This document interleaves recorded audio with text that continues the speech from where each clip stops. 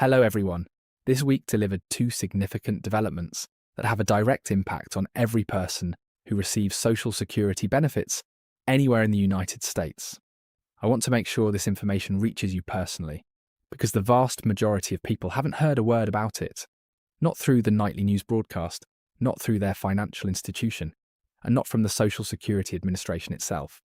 The first piece of news emerged on June 9th and involves a deadline that just got pushed closer than it was before. The second arrived yesterday, based on the most recent inflation figures that came out. And it's the kind of update that genuinely results in additional money coming your way, but with an important nuance you absolutely need to understand. Today I'm going to break both of these developments down in straightforward, everyday language, walk you through what they actually mean for your personal situation, and lay out exactly what steps you should take in response to each one. Before we dive in, please subscribe to this channel right now and enable the notification bell. Everything I'm covering today is breaking news from this very week, and this is precisely the type of information I make it my business to follow so that you don't have to do it yourself. Subscribe now and let's get into it. Let's begin with the news that came out on Monday, June 9th, because this one involves a clock that just moved forward. Every year, both the Treasury Department and the Social Security Administration release what is known as the Trustees Report, an official government document that evaluates the financial condition of Social Security and projects how long its funding will remain intact.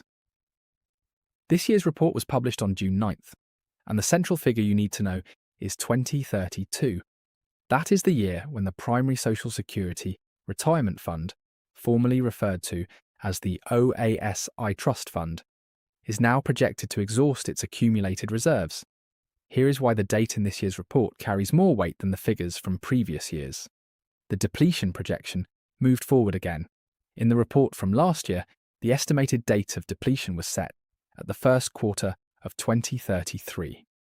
This year, that date shifted to the fourth quarter of 2032, 1 quarter sooner than before. That may sound like only a minor adjustment, but this marks the second year in a row that the projection has moved in the wrong direction. And the trustees' report itself explains the reason behind the change. The legislation commonly referred to as the One Big Beautiful Bill, signed into law in 2025, reduced the amount of income tax that Social Security recipients are required to pay on their benefits. On its surface, that sounds like a positive development for retired Americans, and in the near term it genuinely is. However, it also means that a smaller amount of money is flowing back into the program, which speeds up the pace at which the reserves will be depleted. So what does it actually mean when the trust fund runs out? This is the piece that most media coverage handles poorly by staying deliberately vague. The trust fund reaching zero does not mean that Social Security ceases to exist.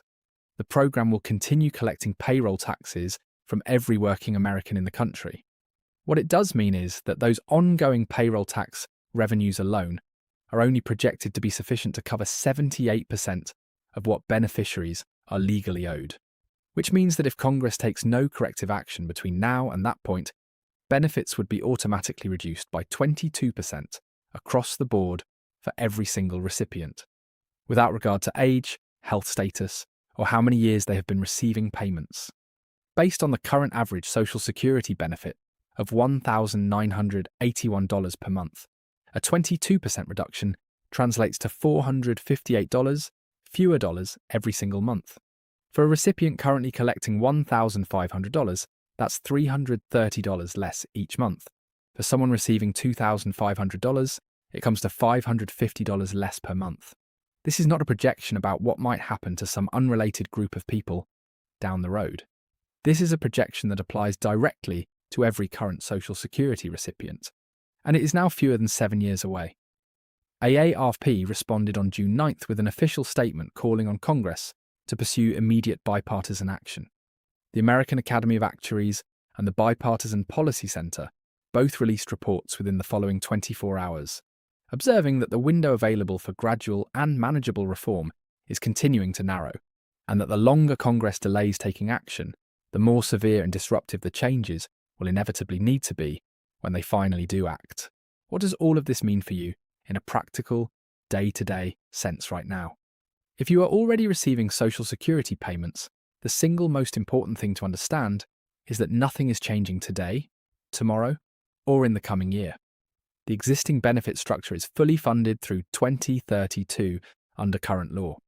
This is not a crisis requiring any immediate action on your part. What it is, however, is critical information you need to have in hand so that when politicians begin debating social security reform in the years ahead, and they absolutely will be debating it constantly, you understand precisely what the real stakes are. A 22% cut to benefits is not a theoretical figure. It is the mathematically calculated outcome of continued inaction under the laws as they currently stand. If you have not yet filed to begin receiving Social Security, this report introduces one additional element to factor into your claiming decision. Filing earlier locks in your benefit level before any potential legislative changes take effect. Waiting until age 70 produces higher monthly payments, but it also means a greater share of your retirement income depends on Congress acting decisively before 2032 arrives. Neither path is clearly superior for every person. It hinges on your health, your other sources of income, and your own read of what Congress is realistically likely to do. But you deserve to be making that decision with the most accurate and current information available, and that is precisely what this report gives you. Now let's shift to the second piece of news. This one came out yesterday, Thursday, June 13th, and it's based on May inflation data published by the Bureau of Labour Statistics. Each year, the Social Security Administration announces the following year's cost of living adjustment in October. That adjustment is calculated using the CPI-W, which stands for the Consumer Price Index for urban wage earners, measured specifically during the months of July, August, and September. The official 2027 COLA figure won't be announced until this coming October, but independent researchers monitor the monthly inflation data as it becomes available and release preliminary estimates throughout the year so that retirees can track the direction things are heading. This week, those early estimates climbed noticeably higher. As of May 2026, the CPI-W is running at 4.4% on a year-over-year basis. That represents the highest reading seen in 3 years, driven primarily by energy costs. Gasoline prices and utility bills have risen sharply due to ongoing geopolitical pressures, and food costs are continuing to increase at a pace that outpaces what the headline inflation numbers tend to reflect. Mary Johnson, an independent analyst who has specialised in Social Security and Medicare policy and has been tracking COLA calculations for several decades, revised her estimate upward on Thursday to 4.7% and noted that there is a meaningful probability it could move even higher as additional data continues to come in. The Senior Citizens League, a non-partisan advocacy organisation representing older Americans, is currently projecting a figure of 3.8%. To frame those numbers in context, the 2026 COLA came in at 2.5%, which added approximately $50 to the average monthly benefit. A 4.7% adjustment in 2027 would add approximately $98 to the average monthly payment, which is nearly twice the dollar value of this year's increase. For someone receiving a monthly benefit of $2,500, that would mean an additional $117 per month. For someone receiving $1,500, it would add roughly $70 per month. Here is the nuance I really want you to hold on to, because this is the part that actually matters most. A higher COLA sounds like straightforwardly good news, and in terms of raw dollar amounts, it is.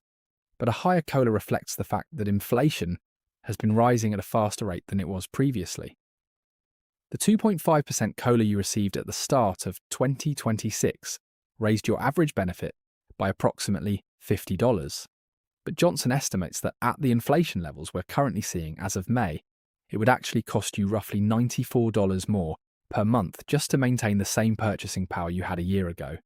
The check went up by $50. Your costs went up by $94. The gap sitting between those two figures is what is quietly and steadily eating away at the purchasing power of seniors every single month. That is the underlying structural problem that a larger 2027 COLA only partially addresses. Receiving more money is unquestionably better than receiving less.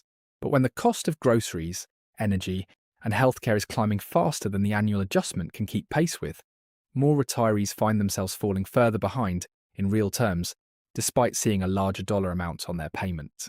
According to a survey published this week by the Senior Citizens League, 44% of all retirees representing approximately 24.8 million Americans, now rely on Social Security as their sole source of income. That figure stood at 39% just 1 year ago. In that kind of financial environment, the gap between what the COLA actually covers and what inflation is genuinely costing people carries enormous real-world consequences. The practical takeaway when it comes to the COLA is this: the 2027 adjustment is shaping up to be substantially larger than what was delivered this year. That is a welcome development in dollar terms, but it is not a reason to make any significant financial decisions at this moment, because the official figure will not be finalized until October, and 5 additional months of inflation data, specifically the readings from July, August, and September, will ultimately determine the final number. If the current inflation trajectory holds, the adjustment will be a meaningful one. If energy prices level off and begin to stabilize, the final figure could come in lower than current projections suggest. Keep an eye out for the official announcement this October. In the meantime, knowing that the overall direction is pointing upward provides useful context for any financial planning conversations you may be having right now.